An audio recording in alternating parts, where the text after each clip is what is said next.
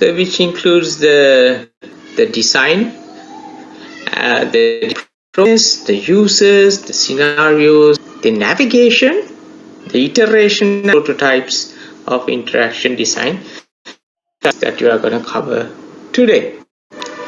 Now, some of the HCI is focused on understanding the academic study of the people interact with technology. So like last 2 weeks, we talked about these guidelines and principles. So these are studies that to like understand. There are and explanatory theories aspect, right? They mainly like focus on understanding. But however, part of HCI is about doing things and making things. So it's like in software development. So you're developing apps and websites and new. So there we have to consider HCI design. So some of this HCI is uh, how we integrate it with technology. So today our focus is going to be on this aspect, which we call the interaction design. So we will next look at the design process and later about the users. So we will who the users are and what they like, and then we will look at the scenarios. Scenarios are maybe you have like used the word scenario in the use cases and other UML diagrams. Similar thing, scenarios are stories that we use for the design. And navigation. So navigation is all about like you're moving, like say you use Google, right? Like that in your app or web, you have to indications to find the way around the system. And then related to we have iteration and prototyping. So that's because these HCI designs also you never write the first time, you have to redo the designing again and again to make it work. When it comes to interactions, it's important we are able to tell it apart from the interventions that we sometimes have to do when getting some work done. So no, not just thinking about the design of active systems, but about the action itself, right? The design is not just about the artifact that is produced, whether it's a physical device or a computer, but it is made of understanding and choosing that is going to affect the way people work. So it might be a software, it might be an app, it might be a website that you are developing, say LMS page, right? So the final product is artifact is not the main. So you have to think about all aspects. People will interact and getting something done. Say you're designing a page where the students have to say upload, right? You have to think about how to interact in that case. Allow them to choose a file, right? Click upload, preview, right? And maybe give the teacher the chance to grade there on the LMS itself. So like you have to think through the whole scenario, right, when designing. So the design interactions are not just interfaces, right?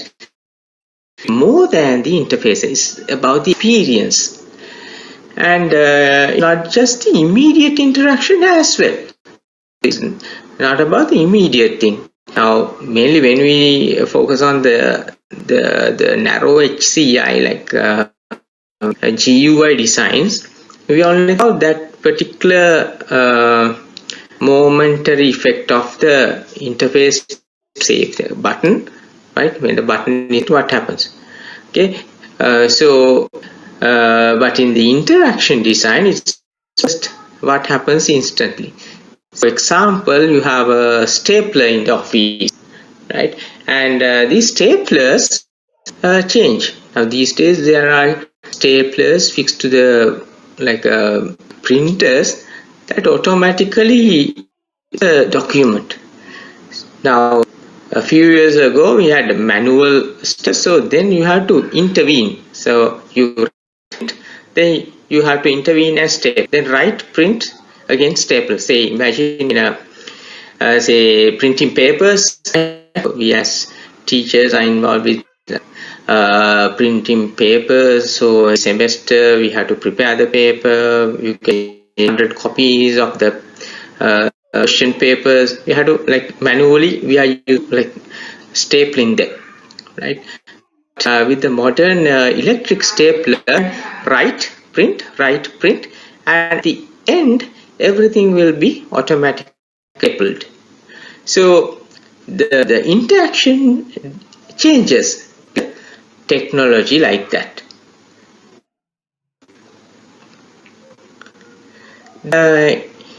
In addition to the final product, you will have other as well. So when we are designing these interventions, we have to think of the documents as well. It's not just the artifacts. So artifacts are we are mainly trying to produce like the software, the website or the app. So it is not just the system, but also the documentation, manuals, right, and maybe help systems, right. In some cases, we may realize that no system is required at all. We may simply suggest a different way of using the existing tools, maybe. Then because of this, it may be better not to think of designing a system or an artifact, but to think instead designing interventions. Right? So our focus should be not about the final product. It should be be about the interventions. So the product of a design exercise is that we intervene to change the situation as it is. Okay, that is hope, changing it for the better, right? So what we can do as well as what we make, so everything will need to be designed, right? So we are interventions and not the final software or the web page or the final artifact, but the experience, the user experience we have to consider when design. Okay, let's see what is design. So a simple definition might achieving goals with, right? So this does not really capture everything about design, but it helps us on certain things that such as the goals. So what is the purpose we are intending to produce, right? So there is a software app or some website focus on that particular product. Then who is it? We can in the goal define for whom we designing it. Then why do we want it? Why do our potential users want it? For example, if we are designing a wireless personal movie player, we may think about young users wanting to watch movies while on the move and download free copies and wanting to share the experience with friends. Okay, and then what are the constraints? Now, in design, we always are constraints. So things like what materials must be used, what standards must we adopt, and how much time do we have to develop, and are there health and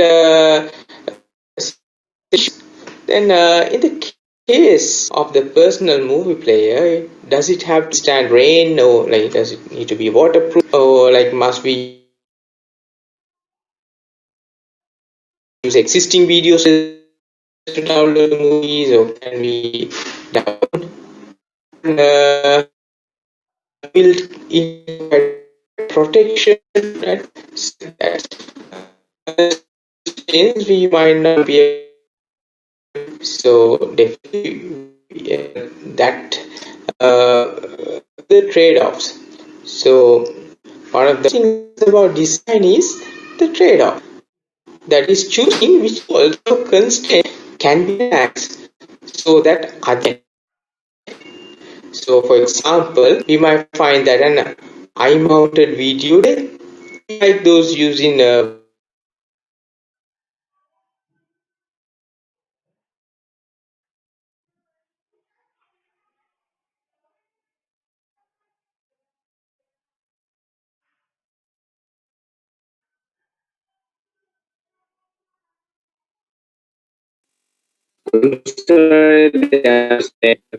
please.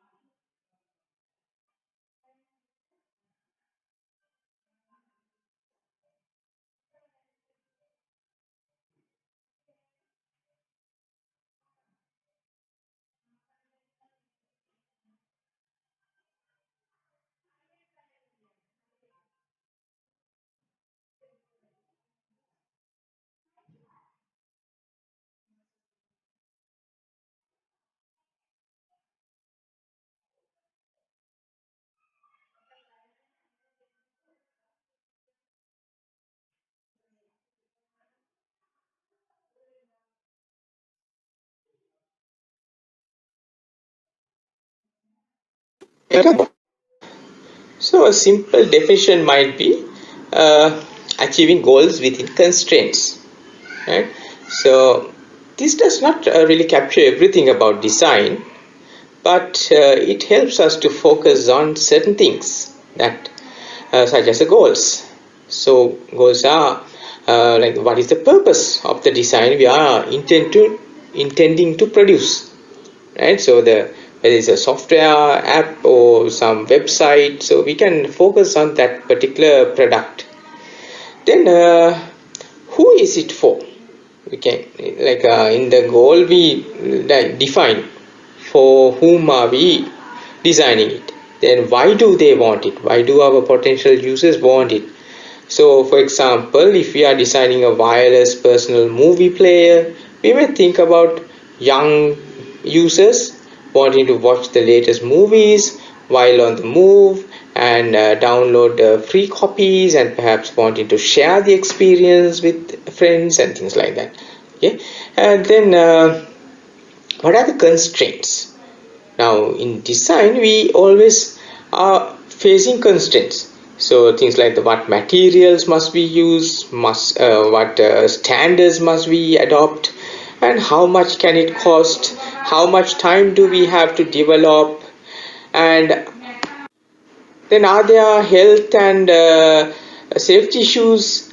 Then in the case of the personal movie player, does it have to withstand rain, or like does it need to be waterproof, or like must we use existing video standards to download the movies, or can we define our own? And do we need to build in copyright protection, right? So things like that. So all these constraints we might not be able to like achieve. So definitely that leads to the trade-offs. So one of the most important things about design is the trade-offs, that is choosing which goals or constraints can be relaxed so that others can be met. So for example, we might find that an eye-mounted video display, a bit like those used in virtual reality, would give the most stable image while walking.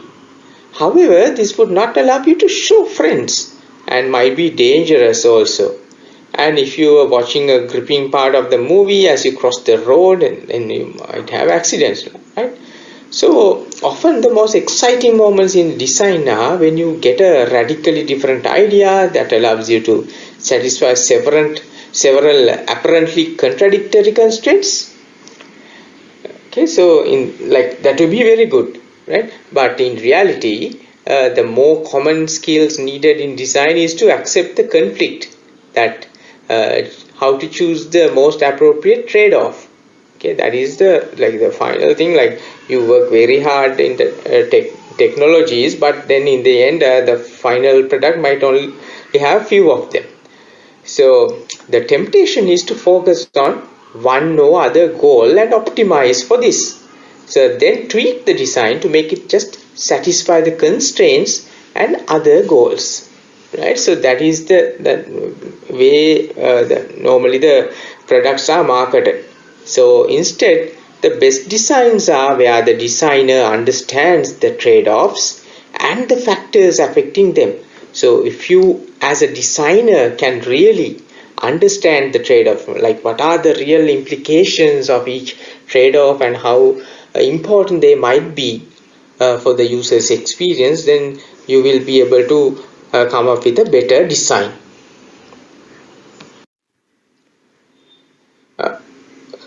So here in this simplified view of the main four phases, we show what is wanted, the analysis, the design, and the implementation and the deployment as the main four processes. And plus we show that after design, we develop prototypes which are used to analyze in an iterative loop. So if we look at more details, in the what is wanted phase, we really want to try to understand what is wanted. So tools such as interviews, ethnography can be done. So here mainly we try to understand what is there versus what is wanted, right? What is actually there already. We can go and see and interview, and we have to uncover what is wanted, which might be hidden, right? For the analysis, we can use scenarios and task analysis.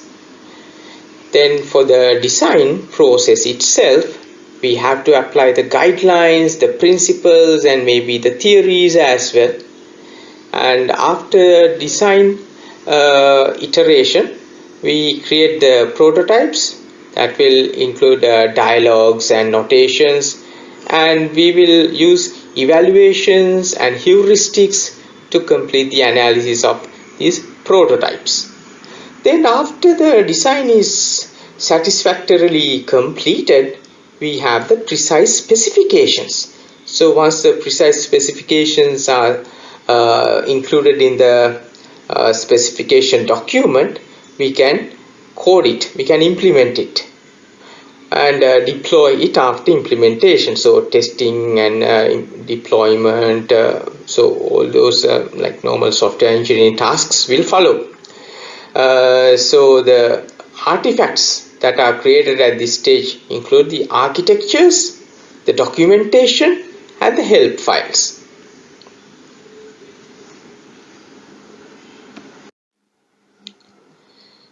So if we look at these steps in more detail, first we have the requirements. So requirements are understanding what is wanted. So this is the first stage where we establish what exactly is needed. So this is as a precursor to this. Usually we need to find out what is currently happening. So the current state, right? Is it currently manual, or are there some legacy systems? Are they using some other existing software? Right? Then you have to start at that level. So, for example, how do people currently watch movies? For our that movie watching scenario, right? So, then what sort of personal appliances do they currently use? So, like for a personal movie watching tool, like if we think about the mobile phone, right, that might be the most logical thing, right, to include some mobile app to watch movies. Okay, so there are numerous apps that does that currently. And then there are a number of techniques that we can use for identifying these requirements. Okay, so now these requirements are the HCI requirements, not the software requirements. Now in software engineering, we usually prepare the requirements document, which will include all the functional and non-functional requirements. But here we are only focusing about the human-computer interfacing requirements. So to identify these requirements, we can interview people, we can videotape them, okay, with their permission of course, then looking at the documents and objects that they work with and observing them directly, right? That's what we call the ethnography. You go there and sit in a corner and observe and record. But we don't have a we will not really go into the details of these ethnographic studies and doing the interviews, but these aspects will be important if you are doing further studies in HCI. So in particular, ethnography, which is a form of observation derived from anthropology, so it's coming from the subject of anthropology. It has become very influential. Okay. So if someone wants to, if you're interested in anthropology, you can extend those interests into HCI, right? So there might be some of you coming from the art stream, and if you have done undergrad in those studies in humanities, right, you might find it interesting. And then the second step is the analysis. So in analysis, the results of observation and interview need to be ordered in some way to bring out key issues and to communicate it later in the design stages, right? So in the design stages, we will have to prepare task models, right, which are a way of capturing how people carry out the various tasks that are part of their work and life. So after doing analysis, we one artifact might be to create the task model, right? So we will look at the scenarios, rich stories of interactions, which can be used in conjunction with a method like task analysis or on their own to record and make vivid actual interactions. So these user stories or use cases are also very important artifacts that are created during the analysis stage. So these techniques can be used both to represent the situation as it is and also the desired situation as well, right? So it can be as a we draw the use cases in a software engineering aspect to identify the business domain, right? And on the other hand, it can be applied in a hypothetical situation where we are trying to improve the design of our proposed system as well. Then in the third step of design, there's a central stage where you move from what you want to how to do it. So in the design, we identify what we really want and then start analyzing how to reach this, how to develop this. So that's the point where we like stop worrying about the existing design, right? The existing we first have to identify the business model, the existing model, then we incorporate our solution and try to design the solution. So that's where we start our real implementation. So after the design docs are complete, we will have a specs which can be implemented. So there are numerous theories, guidelines and principles that we learned during the last 2 weeks, okay, that can be applied in the design. So we need to record our design choices in some way, and there are various notations and methods to do this as well. So including those used to record the existing situation, okay, and you have to justify why you use this. Okay, it's part of a documentation for a system as well as for projects documentation and quality assurance purposes as well. Then later we will look at some simple notations that can be used for design documentation and for designing navigations within a system, and some basic heuristics to guide the design of navigations as well. Then we have the stage of iteration and prototyping. So after our initial design is done, now we know, because designing is a complicated task, you will never get it right the first time. So you have to do it in a iterative manner, okay, in a loop. Okay, you do a little bit, go back and improve, right? So iteration and prototyping is a must here. So humans are complex and we cannot expect to get designs right the first time, right? Because we have to design for humans. Sometimes people's minds change, they are like things become clearer after only seeing the prototype. So we therefore need to evaluate a design to see how well it is working and where there can be improvements. And some forms of evaluation can be done using the design on paper. Now, older designers all just drew on paper and showed the customer, and then they worked. But it might be hard to get real feedback without trying it out. And the real feedback will need the users to click around and move the mouse and see the menus and the buttons and things like that. So most user interface design therefore involves some form of prototyping, some running system, some executable system. It might not have all the functionalities, at least the GUI. So then these prototypes producing early versions of systems to try out with real users.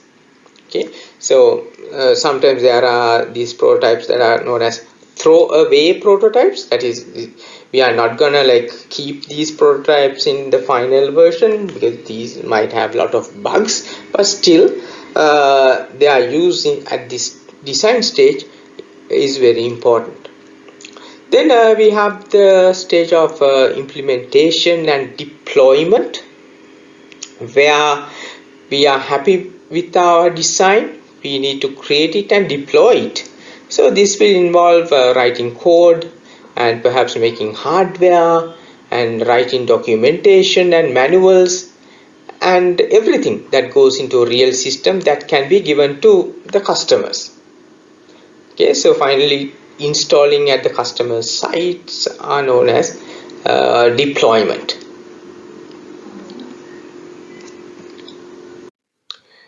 Now, if we consider the process of this design, okay, and all the steps involved, you might think how to do all these within the limited time and the budget of a real project, right? So it's true that we have only limited amount of time, and because of that we have to trade off. Okay, we have design trade-offs. So because our time is limited, we have to trade off between the length of the design period and the quality of the final design. So the more you design, higher quality you will be able to achieve, but you will never achieve 100% quality as well. So this means one sometimes has to accept a design as final even if it is not perfect. So it is often better to have a product that is acceptable but on time and to cost than it is to have one that has perfect interaction but is late and over budget.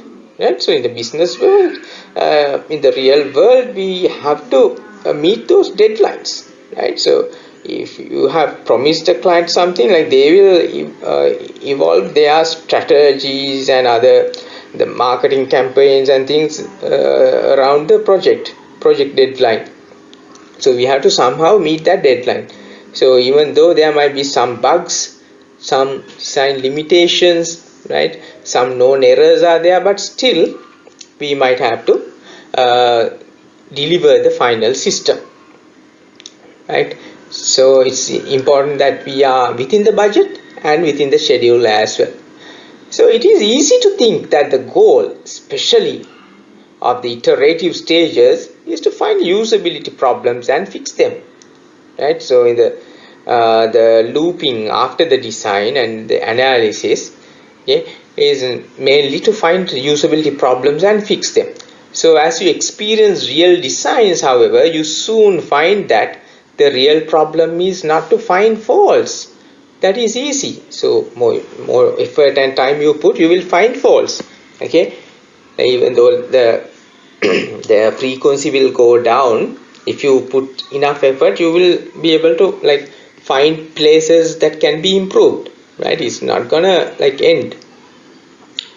So that may be not be too difficult, finding errors and correcting. So instead the issue is which usability problems is it worth fixing. So once you find a problem, which problem is worth fixing, right? So if you come across a system that seems to be perfect, it is badly designed. Why? Because it could have been done cheaper. Okay, it could have been done faster, it could have been done in a cheaper way with less effort.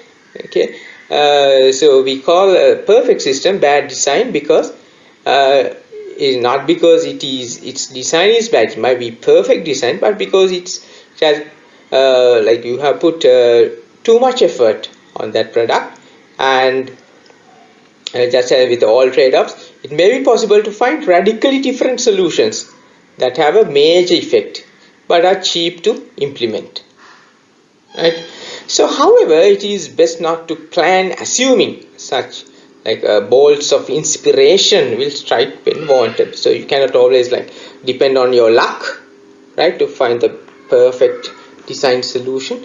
You have to have faith in the system and like apply rules such as 20-80 rule, right? So it is said that within 20% of the time you can get 80% of the requirements. So all the spend just 20% of the time and try to deliver the 80% that is important, and then depending on the availability of the time and the budget, try to improve as much as possible, but don't try to like achieve 100%. It's not really going to be practical. Next, let us look at the user focus. So as we have already mentioned earlier, the start of any interaction design exercise must be the intended users or users. So in this section we will discuss how to know about your user and the tools called the persona and the use of cultural probes to identify more about the users. So here the first step is how to get to know about your user. So who are they? Of course, the first thing to find out is who your users are, right? So are they young or old, experienced computer users or novices? So as we saw with the previous week's example, like the way people handle the interface will differ based on their experience levels and age and other personal preferences as well.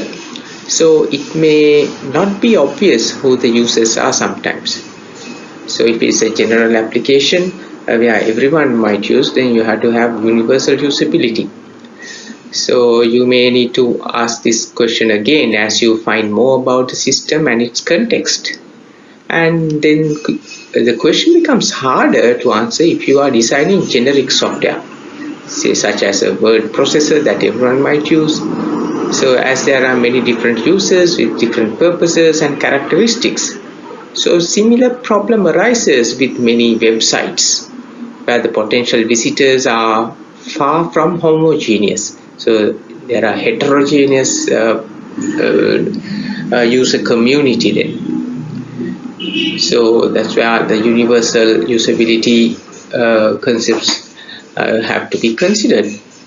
And it may be tempting to try to think of a generic user with generic skills and generic goals.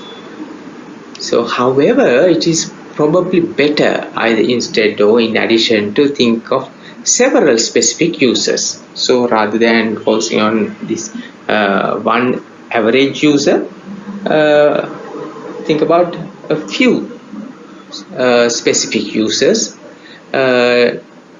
Then the usability will be better. Then these specific users should not be like ourselves, not like the designer. So when designing a system, it is easy to design it as if you were the main user. So you assume your own interests and abilities. So it's common, it's human nature that you think everyone is like you. So often you hear a designer say, but it's obvious what to do. Like it's obvious to yourself because of the training and the education and the usage you had with the interface design tools. But it may be obvious, it might not be obvious for the user, right? So this is not helped by the fact that many software houses are primarily filled with male developers, right? And although individuals differ a lot, there is a tendency for women to have better empathetic skills. So it has been found. So we have to keep in mind that the users are probably not like ourselves. Then the third point is that you have to talk to the users. So it is hard to get yourself inside someone else's head. So the best thing is usually to ask them. So this can take many forms. There are structured interviews about their job or life, open-ended discussions, or bringing the potential users fully into the design process. And the last of these is called the participatory design. So participatory design involves the users in the design, like they work with the designers, right, full time for about as long as needed or for about a month. So by involving users throughout the design process, it is possible to get a deep knowledge of their work context and needs. So the obvious effect of this is that it produces better designs. However, there is a second motivational effect, perhaps at least as important as the quality of the design. Like by being involved, users come to own the design and become champions for it once deployed. So in project management, there's this concept of a champion. So from within the organization where the project is being done, if you can someone who is motivated, then they will carry through the project. Okay, it becomes easier to overcome obstacles and problems. So that's another positive aspect of involving the users in the design. Then people may also be able to tell you about how things really happen, not just how the organization says they should happen. So most of the time there's a way that they record and the way that they actually do the processes. So by involving the people who are actually doing the work, we can get that first-hand knowledge and the other tacit know-how about how something really gets done. Then to encourage users to tell you this, you will need to win their trust, since often the actual practices run counter to corporate policy. Right, so there might be corporate policies about say Six Sigma or ISO certifications and other work study or some things like that, say 5S concepts and things like that. So the actual things that happen on the factory floor might be slightly different, might not have that certain quality level. But it is important that we really get to know that to do a proper design. So you have to win the trust of the users so that they actually tell you what happens. However, it is typically these ad hoc methods that make organizations work, not the official story. So official documentation will have something, but that's not really happens. So you have to watch them carefully to understand how they really do the work. And then although what people tell you is the most important, it is not the whole story as well. So you have to study the way they do the work as well. So now, for example, if you ask someone who knows karate, like how they threw someone to the floor, did a move, they might not be able to really explain how it happened, right? So the explanation might not match what they did. So we think about something like something trivial like walking. Can you explain how you walk to someone? Say if someone asks you, how do you walk, right? So it's really hard to explain things like this. And it is even more problematic with the intellectual activities, as it is very difficult to introspect. Introspect means like think about how you thought about it, the thought process behind doing something that involves a lot of intellectual things. Okay, thinking and decision making is difficult.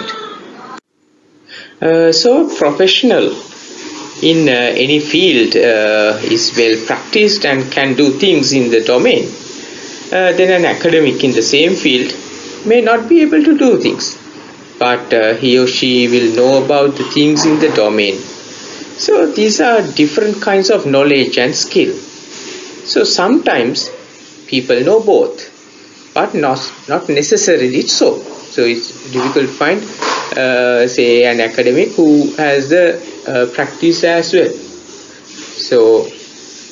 So for example, if you take say Dr. Gamini, who knows about the theories as well as he writes programs as well, whereas there are other academics who are like more into the theory and not really that much into the practice.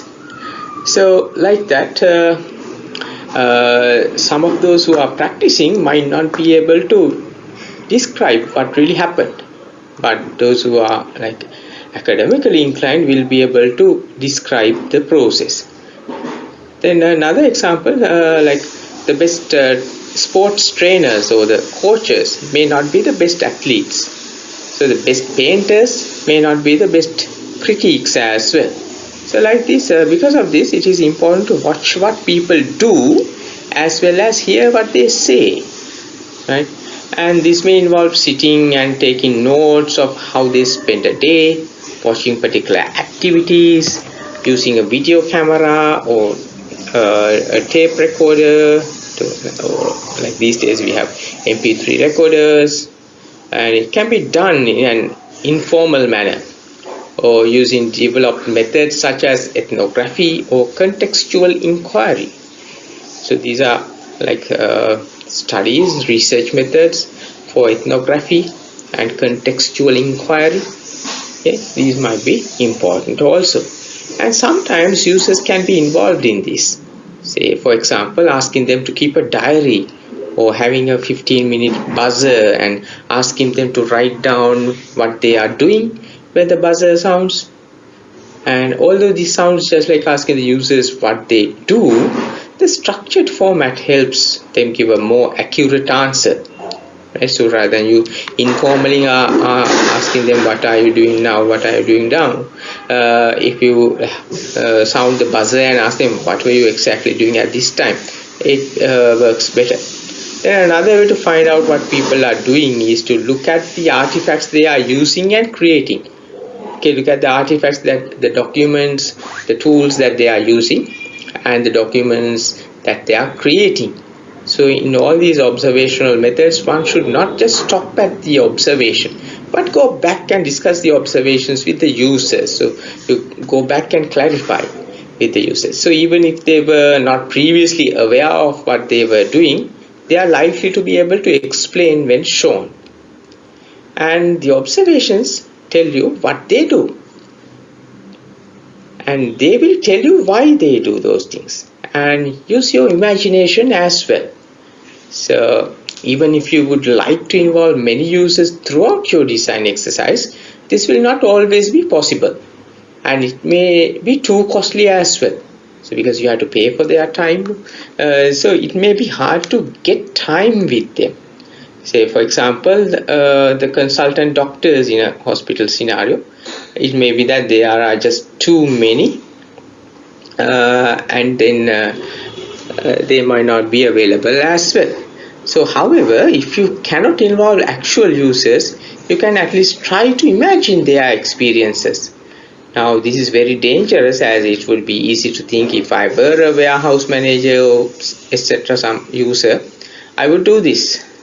So the issue is not what you would do in the user's shoes, but what they would do. So this requires almost a kind of method acting. So you have to think like an actor. What if you were that particular employee? And imagine being that person, say a warehouse manager. What does the word undo in the menu mean to him? So they might not be familiar with the computer jargon. So if he sees undo in the menu, he might think that it is something bad. Then one method that can be quite successful is helping design teams produce user-focused designs in the persona. So a persona is a rich picture of an imaginary person who represents the core user group. So next we will look at this concept of persona. So as we mentioned in the previous slide, persona is a rich picture of an imaginary person who represents the core user group. So you can have a description of an example user, and it doesn't need to be a real person, doesn't need to be based on a real person, and you can use this as a surrogate user. And you can give a name and use it in the discussions. What would that say? Give a name Betty, and what would Betty think? Then the details, you have to make it realistic. So with the sometimes unnecessary details, just to make the designers feel that this is an actual person. So in this slide we have an example persona of a user named Betty, who is a warehouse manager, and a design team will have several of these persona covering different types of intended users and different roles. So the persona will themselves be based on studies of actual users, observations, etc. And when a design solution is proposed, the team can ask, how would Betty react to this? And the detail is deliberately more than actually necessary for the design task, but this is essential so that the design team feels that Betty is a real person, and the team can start to imagine how she will behave.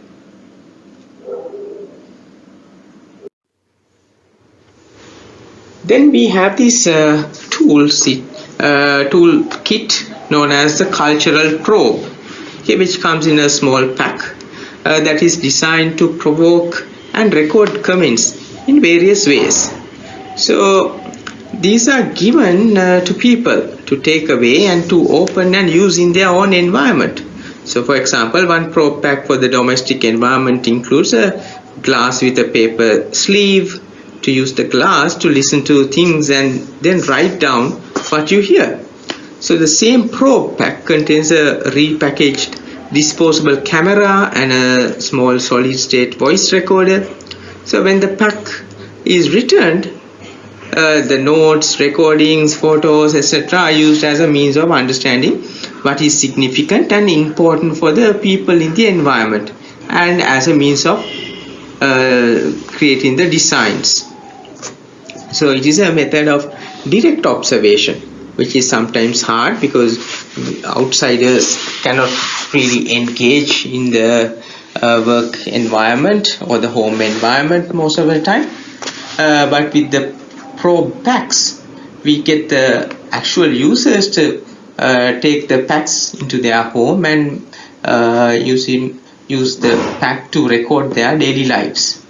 So it's a good way to get information when it is more restrictive. So you can inform the interviews and prompt ideas and encourage the designers with the findings.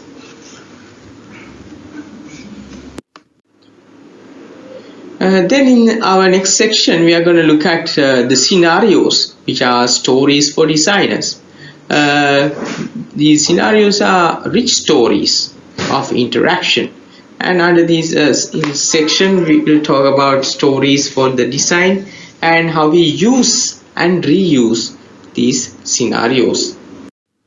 So these scenarios, which are stories used for design, are one of the simplest design representations, but it is one of the most flexible and powerful representations as well, because some scenarios are quite short. It can be something like the user intends to press the save button but accidentally presses the quit button, so loses his work.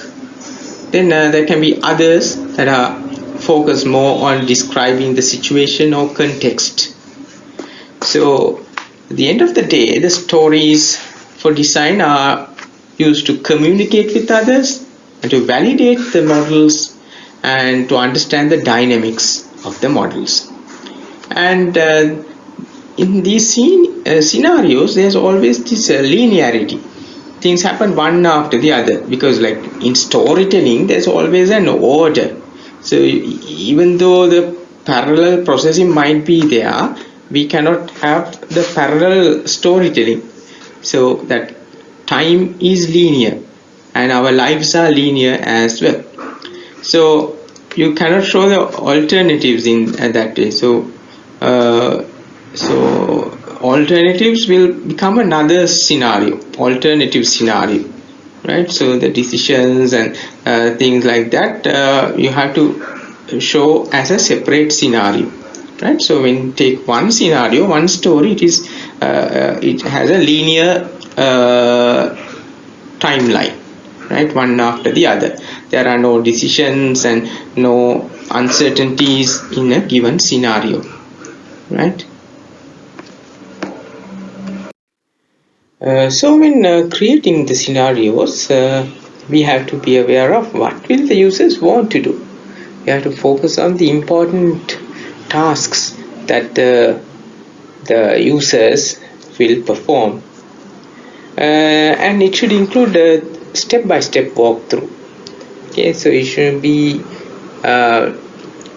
something very concise. It should include all the details as much as possible. So it should include things like what can they see, what can the user see, the sketches and the screenshots of possible interactions, and what do they do.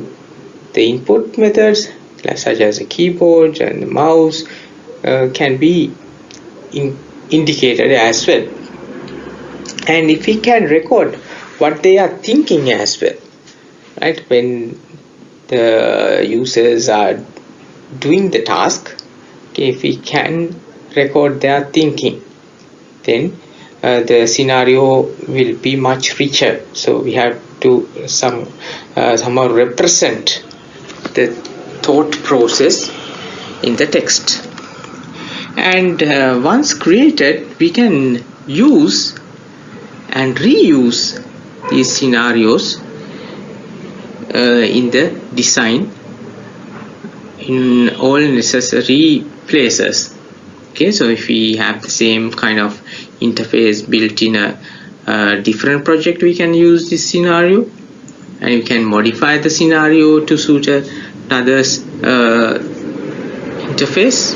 So like that we can use and reuse the same design.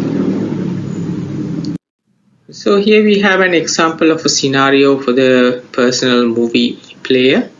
So like the persona, it is perhaps more detailed than appears necessary. Okay, but the detail helps make the event seem real. So even though it is not really necessary to have all these lengthy descriptions, adding these natural things, natural descriptions, make it seem real. So even though these are hypothetical character, so the scenarios can be augmented by sketches if you want. Like normally we only use text, but if you need to clarify anything like the interfaces, right, or the symbols that you need to press or some things like that, specific information that can be transmitted easily with graphics, so you should include the sketches or simulated screenshots can be added. So these sketches and pictures are called storyboards.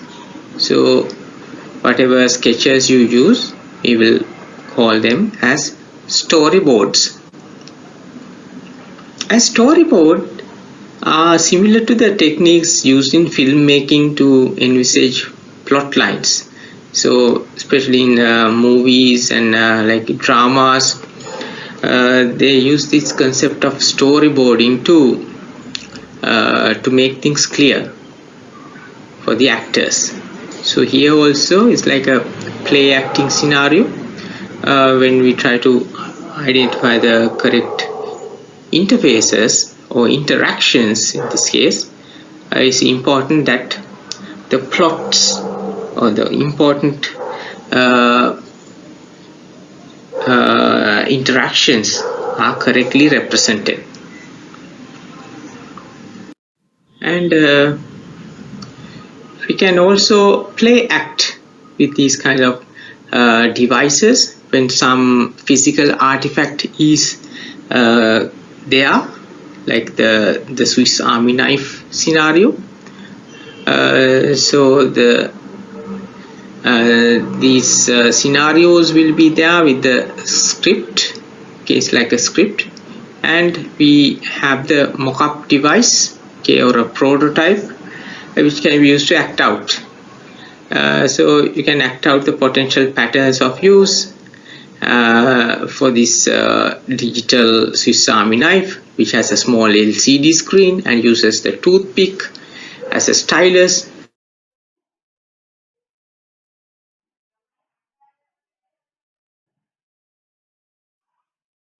And the knife connects to the internet while clips from the other Swiss analyze should analyze the pictures. You will see that you have to touch your finger will touch the panel. So it's really gonna be very practical, right? Because you will have to push on the LCD panel or the LED panel, so it's not really gonna be practical. So and using a knife in your hand, you might not be able to operate this as well. So it might be better to have a voice interface for this rather than using the stylus, the toothpick as the stylus. So anyway, you can create mock-up devices and pretend that you are using it, and so the internet connected Swiss Army knife is not really a great design idea at this stage. And when you apply scenarios, it forces you to think about the design in detail and notice potential problems before they happen. So if you add more detail, you can get a kind of a blow-by-blow account of the user system interactions, and then ask how to improve it, or what is the user intending now, and what is the system doing now. And this can help to verify that the design would make sense to users, and also that proposed implementation architectures would work. So for the exploration, we can explore the interaction to identify what happens when, and we can explore the cognition side to identify what the user is actually thinking. Right, so for this we need to include the thinking, the thought process in the scenario, and we can explore the architecture as well. So the architecture will indicate what is happening inside the system. We can use scenarios to communicate with others, which can be other designers, clients, or users, because it is easy to misunderstand each other while discussing abstract ideas. It will be easier to communicate referring to the scenario, because you have the concrete examples of use. Then it can be used to validate the models. So a detailed scenario can be played against the various more formal representations, such as task models or the dialogue and navigation models. And then another use is the expressing the dynamics. Okay, so dynamics here mean the individual screenshots and pictures can give you a sense of what a system would look like, okay, but not how it behaves. So the dynamics of how it changes can be played or can be predicted by going through the scenario. So we have the screenshots which indicate the appearance, and the scenario will give an idea about the behavior of the system. Scenarios have one linear path through the system. That means they are linear, right? So they represent a single path among all the potential interactions. So this linearity has both positive and negative points. So time is linear, right? So our lives are linear as we live in time, and so we find it easier to understand simple linear narratives. And we are natural storytellers and story listeners, so it's easy to listen to a simple story and understand it correctly, but no alternatives, okay, in the scenario. So real interactions have choices, and some made by people, and some are made by some decisions are made by the system. So a simple scenario does not show these alternative paths. In particular, it is easy to miss the unintended thing a person may do. So scenarios are a resource that can be used and reused throughout the design process. So once you create it, you can edit it as needed, and it helps us to see what is wanted, and it can suggest how users will deal with the potential design, check that proposed implementations will work, and generating test cases, and for finding the proper test cases to do the final evaluation also. So to overcome these limitations, what we can do is we can use several scenarios. So we can have the alternative scenarios as separate stories and use several methods as well. So not just stick with the scenarios, we can apply different methods in order to improve the interaction. Okay, then in this section we will look at navigation design. When it comes to the navigation design, mainly there are two parts, which is one is the local structure, mainly just a single screen. So inside this single screen, how do you navigate? And the global structure, where we consider the whole system, and we compare like how we move across the different screens inside the system or the website.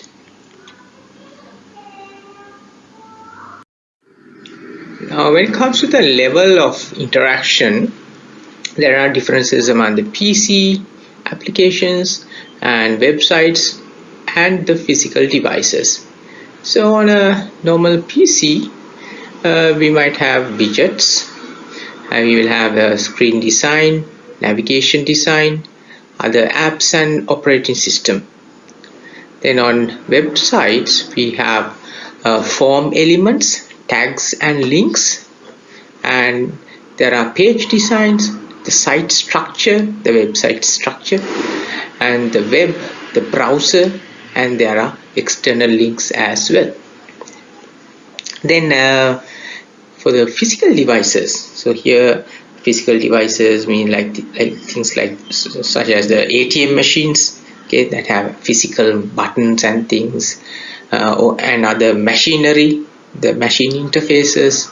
So these physical devices will have buttons, dials, lights, displays, and they will have a physical layout, and there are main modes of device, okay, like there's a state of the device. It might be on, off, okay, it might be in standby, so like that. There are the main modes in the physical devices, and it is in the real world, so that's another important aspect.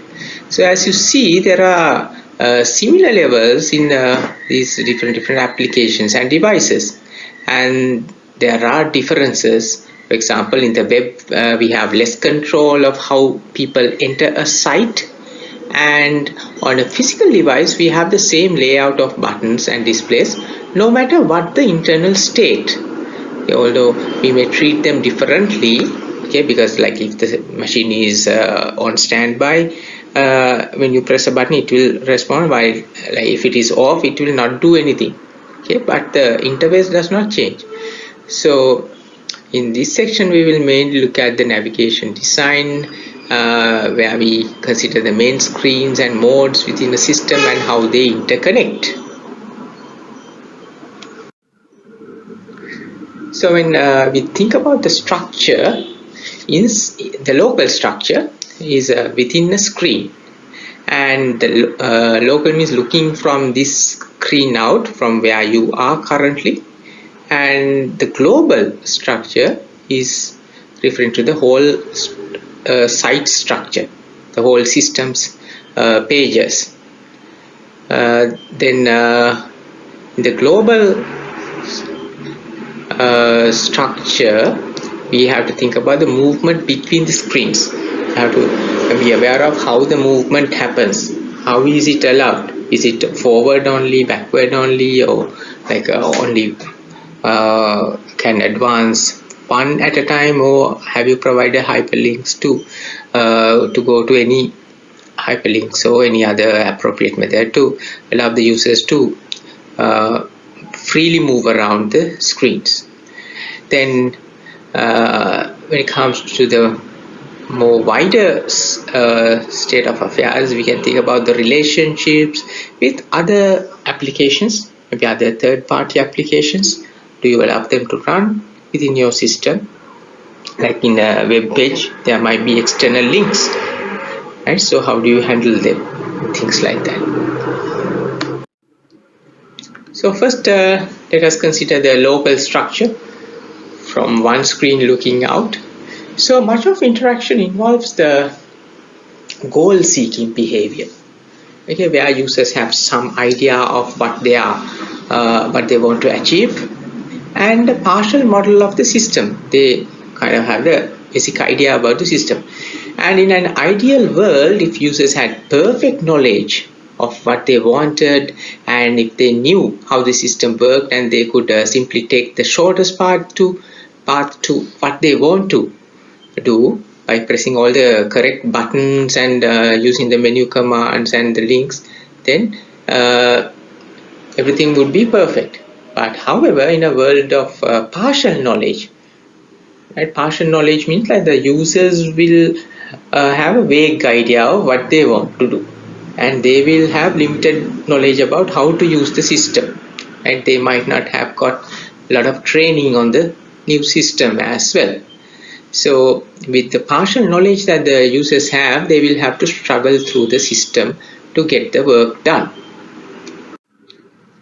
So this picture illustrates the starting point and the goal state.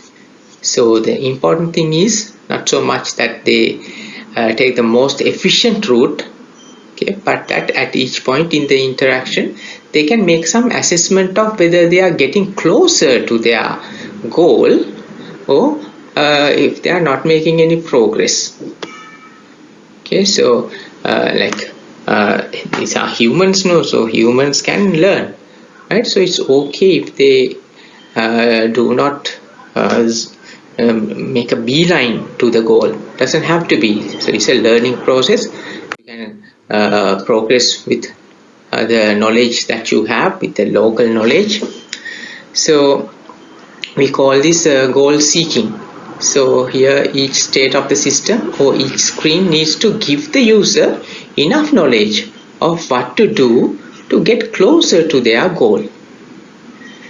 So there are design rules that we can use to address these issues, and here there are 4 things to look for when looking at a single web page, screen or state of a device, which are knowing where you are, knowing what you can do, knowing where you are going or what will happen, then knowing where you've been or what you have done. So these are things that we are gonna consider next. So these rules are also known as the 4 golden rules in some books.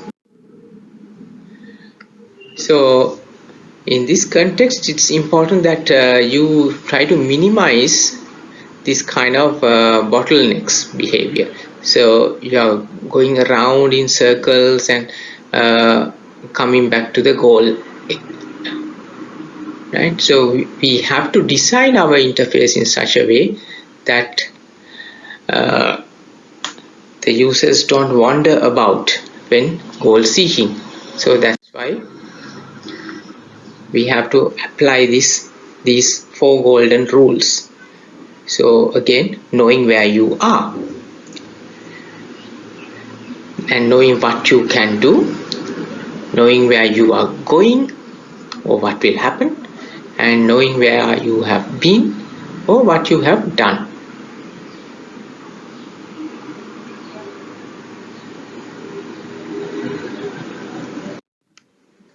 Right, now if we take each of these rules in a website design as an example, you can give what we call breadcrumbs. Okay, breadcrumbs are these small links at the top of the web page here. So these links, okay, they show a path through the website's hierarchy. So these are all active hyperlinks. So if you want, you can click on one of these, say notes, and then that will take you to the notes page. Statistics tutorial, if you click that, it will bring you to the beginning of the statistics tutorial. So since it is important to know where you are, we can give these breadcrumbs, and there are other techniques as well.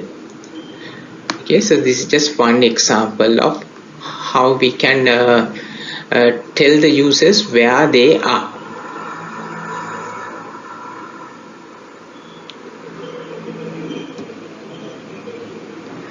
So it has the hierarchical information, website, the top level and the subcategories, and this page.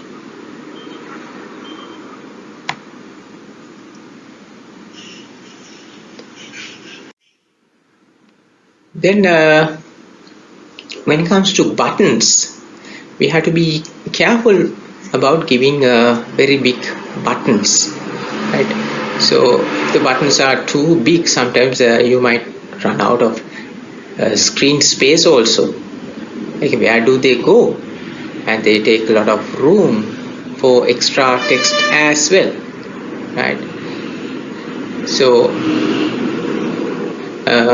but sometimes physical systems like public information systems often have these touch screens that with the large buttons. Now it's true that they give universal usability. All people will be able to use the system when we provide this kind of interfaces. But you can watch someone using one of these and see how often they go wrong and have to use back or the home to try again. So if you look more closely, you will find that each button has only one or two words on it, giving the title of the next screen and possibly some sort of icon. Like the button label will be in a large font, as users may have poor eyesight, and it is hard to choose appropriate labels that mean the same for everyone. So especially when the breadth, the width of the screen is fixed by the maximum number of buttons. So it is no wonder that people get confused. Anyway, there is usually plenty of room for additional explanation in a smaller font, right? So possibly just the next level of button labels or a sentence of explanation. It may especially care has to be taken if the same command or button press means something different in a different context. So same button in a different context might produce something else. So we have to be careful in that kind of situations. Then these different contexts that change the interpretation of the command are known as the modes, right? So many older text editors would interpret like pressing X to mean enter me into the text and in a normal typing mode, but exit in a special command mode. So like there are like if you had used Linux or Unix systems, like there are VI editors, so they have these modes in these editors, right? So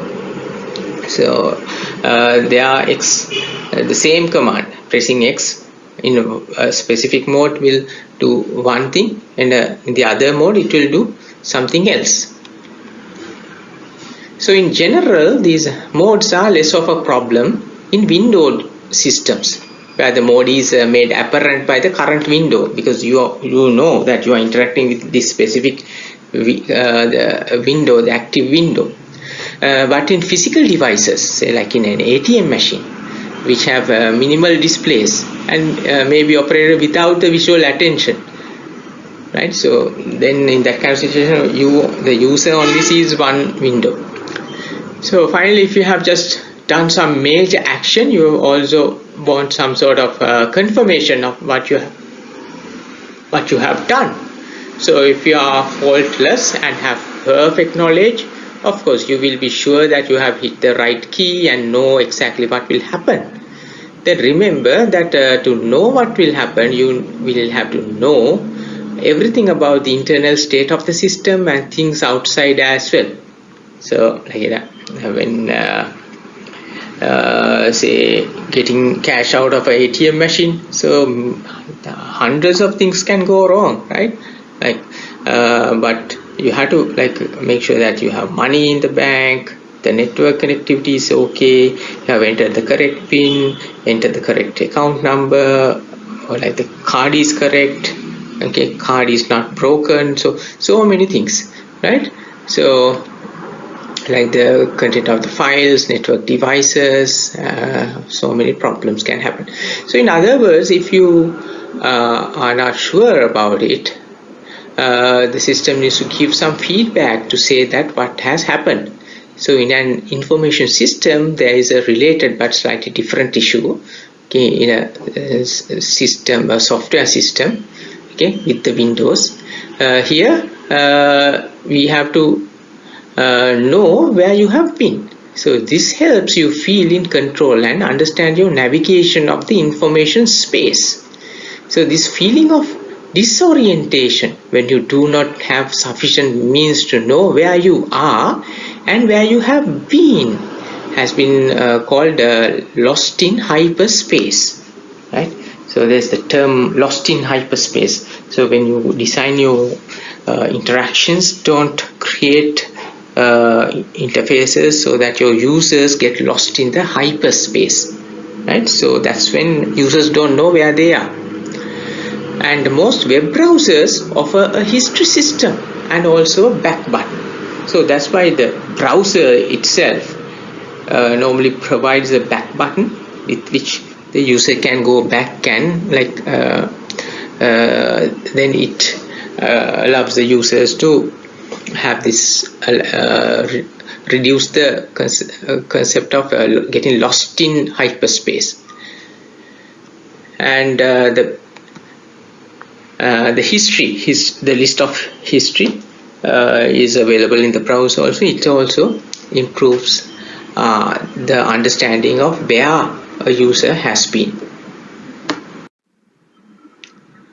Okay, then a little bit more about the different modes of system. Say if you can remember like this old phone, there are different modes in these kind of phones. So this phone has a lock feature, so you know the screen lock to prevent the accidental pressing of the keys. So to remove the lock, you have to press the C key, right? I think some of you might remember, those who had phones in the 2000 era. So you press the C button when it is locked and you remove the lock. Then you have to press the yes to confirm. So in the locked mode, C followed by yes means that you want to turn off the lock. And these are the most frequent actions when like it's kind of like muscle memory for some of us, right? So you unlock the phone and use it. And sometimes we don't lock it when we put on the pocket, and this leads to like sometimes when the buttons get pressed, calls will go, right? Sometimes the short codes and like the speed dialing numbers get pressed, and like calls can originate from the phone. So the yes button is quite big here, so it can get pressed by the like when you have it in the pocket, right?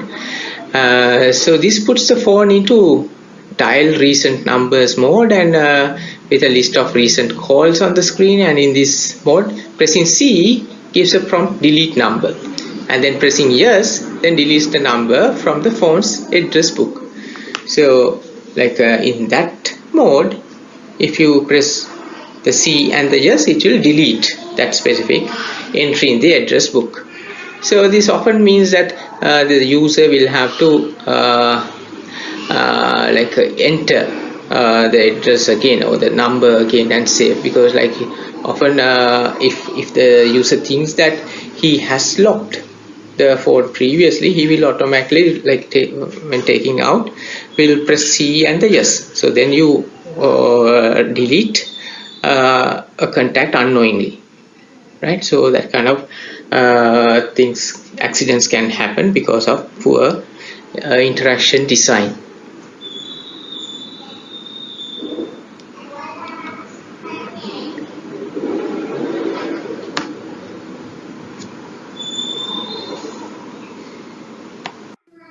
We will now look at the overall structure of an application. So this is the way the various screens, pages or devices state linked to one another.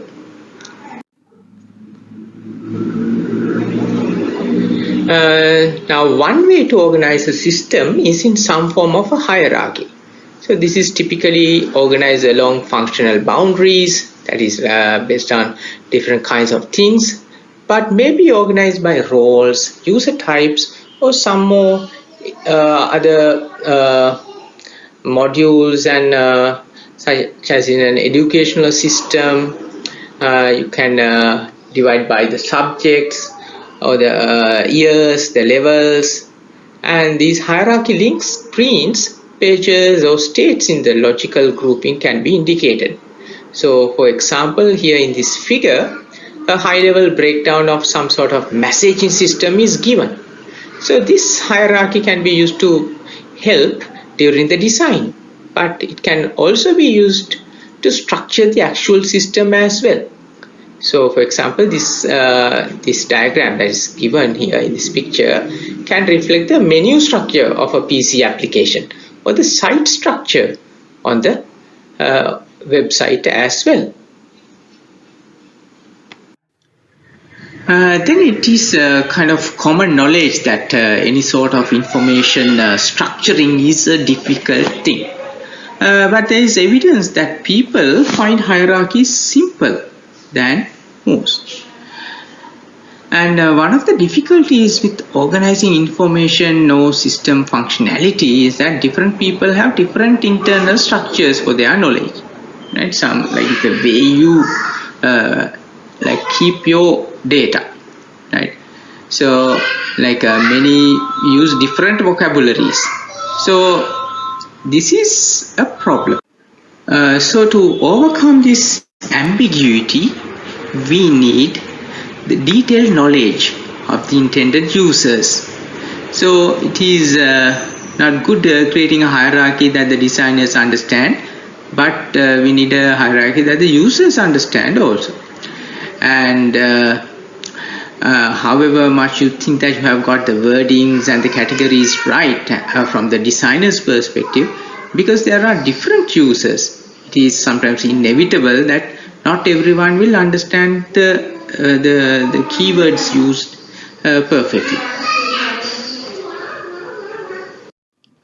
When it comes to navigating hierarchies, there are a few theories that we can apply readily. We know that deep is difficult. That means if you have many levels in a web page or a menu, it's not going to be very user friendly, right? So that is something that we have to avoid if possible. Okay, going to deeper levels. Then there's the Miller's rule about the short-term memory, that we can remember on average about 7 items. So sometimes we misuse this theory, Miller's rule, 7 plus minus 2 rule about the short-term memory.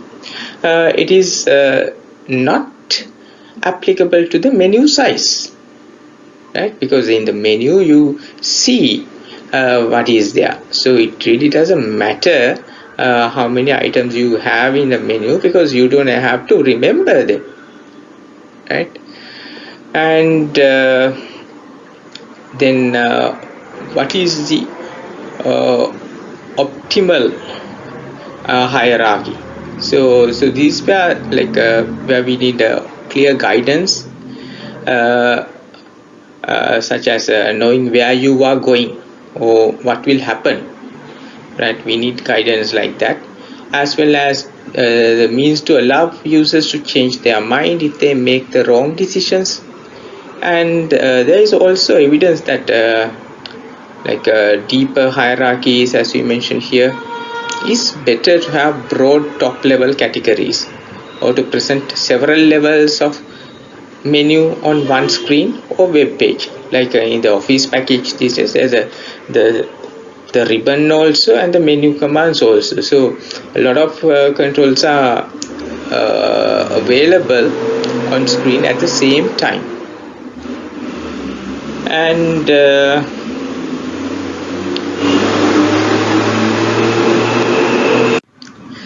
Studies have shown that the optimal breadth for, say, menus can be quite large. Like sometimes the research has suggested 60 or more items for a web index page, if the items are organized in such a way that the eye can easily find the right one.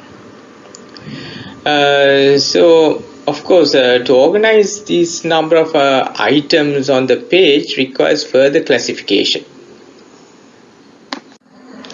However, here the critical thing is the naturalness of the classification. So this naturalness may depend on the user's purpose. So for example, if the user wants to look up information about a particular city, an alphabetical list of all the city names would be fast, because then you can quickly go to the particular name of the city, because you know that the first letter of the city is known. But for other purposes, a list by region would be more appropriate, right? If you are just searching for cities in a say the province or a particular area, then arranging according to the geographic location might be more natural. Okay, so like that, this optimal hierarchy is questionable. It depends on the application.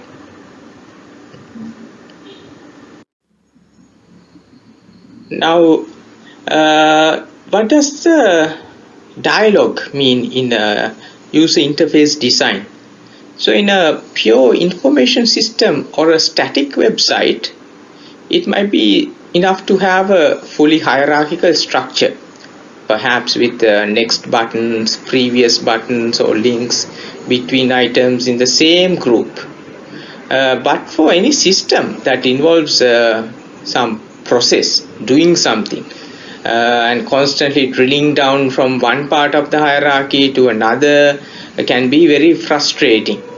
Okay, so like if the users are always querying about the details, then going back and forth in the hierarchy can be like time consuming as well, if the database queries are also involved.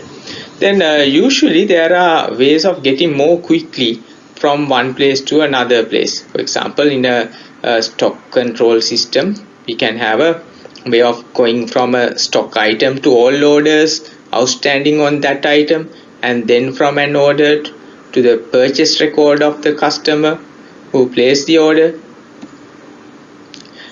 Okay, so that kind of hierarchy can be given in a faster way. Now, these would each be in a very different part of the hierarchical view of the application, yet directly accessible from one another as well. As these crosslinks in hierarchies, when you get down to the detailed interactions such as editing or deleting a record, there is obviously a flow of screens and commands that is not about the hierarchy.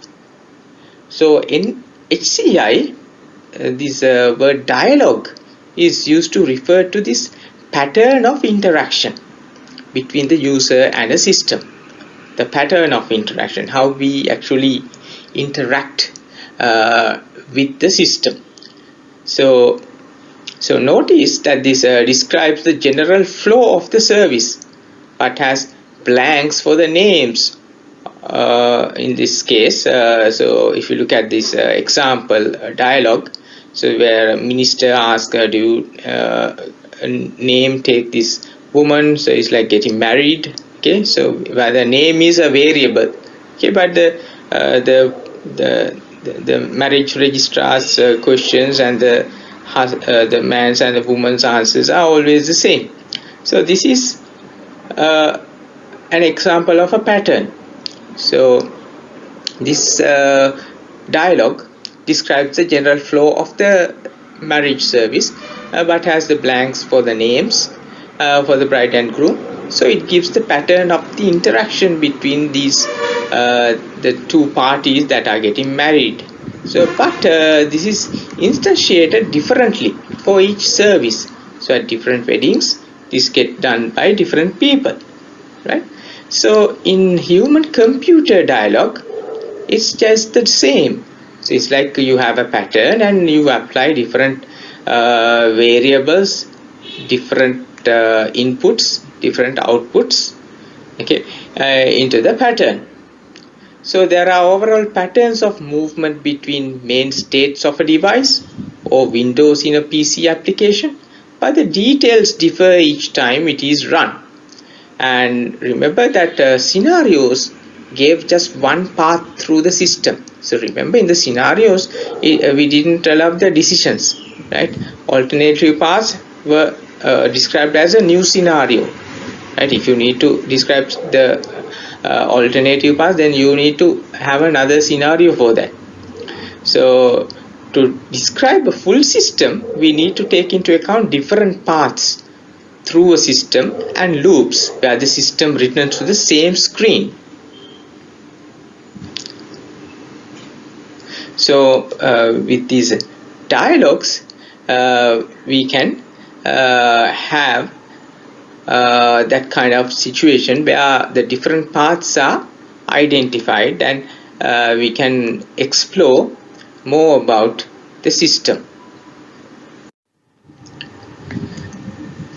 So as we show here in the marriage service, it shows the general flow, the generic, with the blanks for the names for the people who are getting married, and it is indicating a pattern of interaction between people.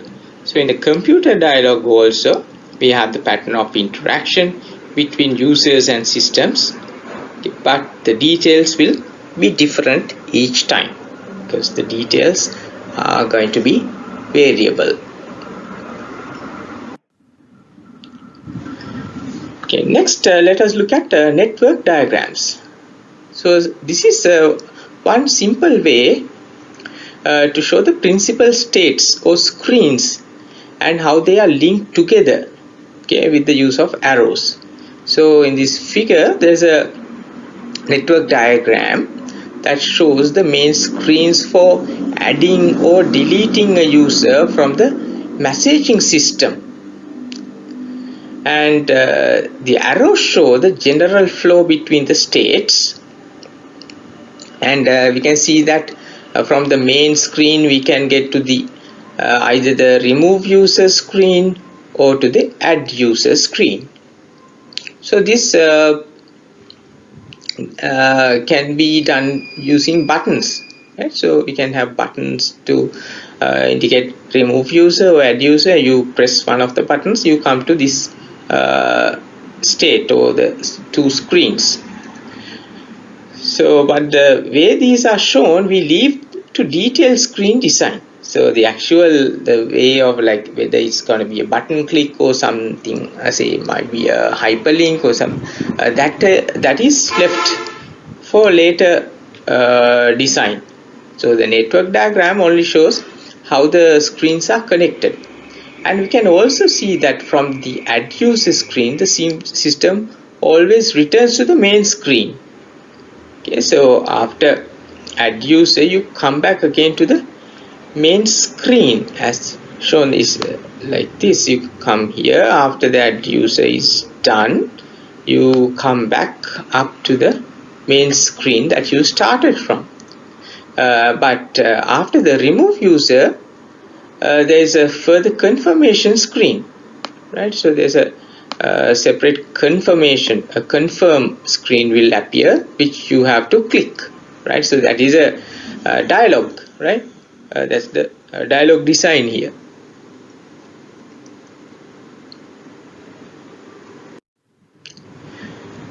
Then in these dialogues, we can show what leads to what with the arrows.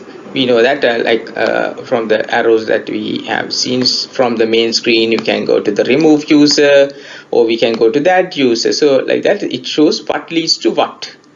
Then it also indicates what happens when something else is done, right?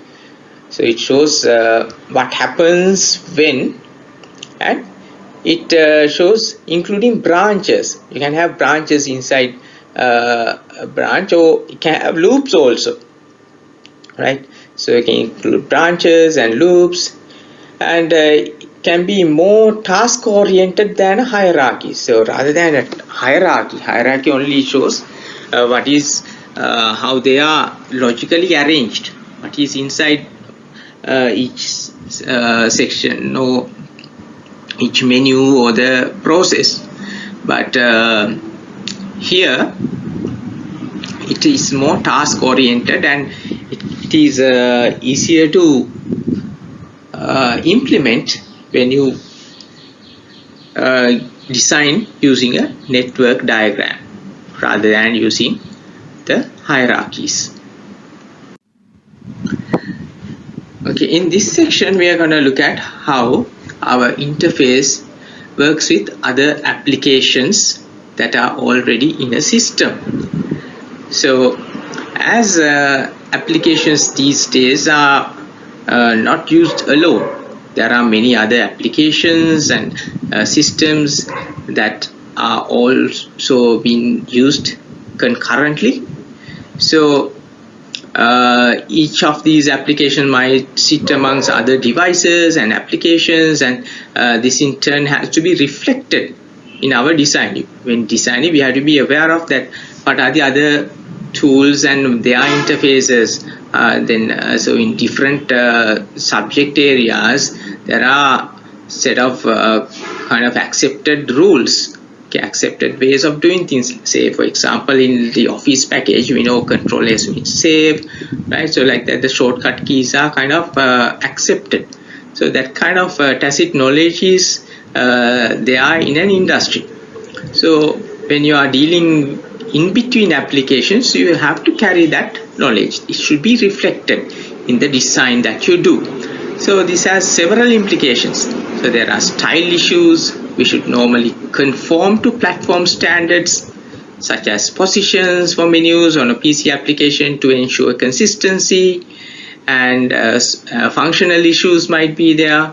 So like that, we will look at these details in this section.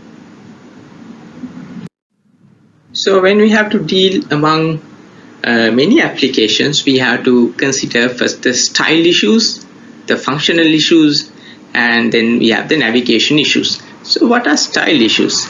So style issues should normally conform to platform standards, such as the position for the menus on a PC application, and to ensure consistency between the applications.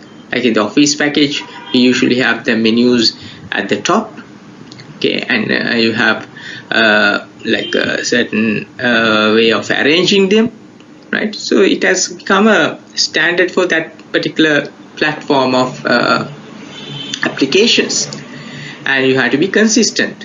So from one version to the next, you shouldn't suddenly change the style. So for example, on our the personal movie player app we were talking about, we should make use of a standard fast forward, play and pause icons. So in the media players, there are fast forward 2 arrows, play is 1 arrow, and pause icon is like 2 rectangles, right? We use those icons, standard icons, okay, can be used. Then we have the functional issues also. So on a PC application, we need to be able to interact with files, read standard formats, and be able to handle cut and paste or copy and paste. So these things, these functional issues like enabling the Control X, the Control V, the Control C, that kind of things, that these functional issues are expected, right? We should be aware of that kind of expectations from the users. Then we have navigation issues as well. So we may need to support linkages between applications, for example, allowing the embedding of data from one application into another, or in a mail system, being able to double click an attachment icon and have the right application launched for the attachment. So when you double click, you want to open the application with the particular software, right? Say if it is a PDF file, we would want it to be opened with a PDF reader, or not the web browser. So like that, we should give that ability to navigate properly. So it all depends on how we provide the interfaces to interact with other existing applications or other third-party applications. We have to be aware of what is the environment and what are the other common tools, common apps that are used together. Before I go to the next section, let us have a look at the in-class activity that we did last week. So if you do have your answers, please have them.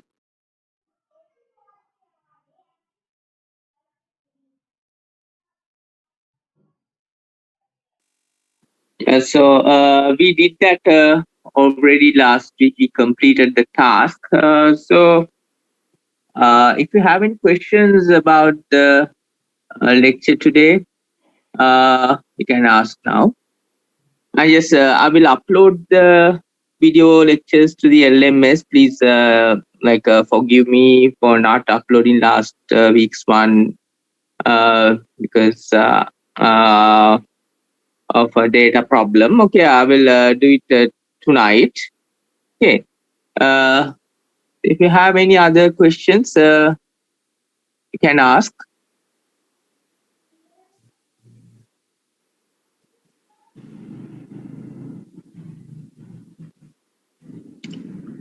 Right. Okay. Then we will stop here for today. And thank you very much for attending. And don't worry about the tutorial. Earlier, I told you about the tutorial. You only have the assignment up to now. Okay. So you will get another assignment later on. But for now, you only have one assignment to work on. Okay. Right. Thank you for attending. Thank See you, you. sir. Thank you, sir.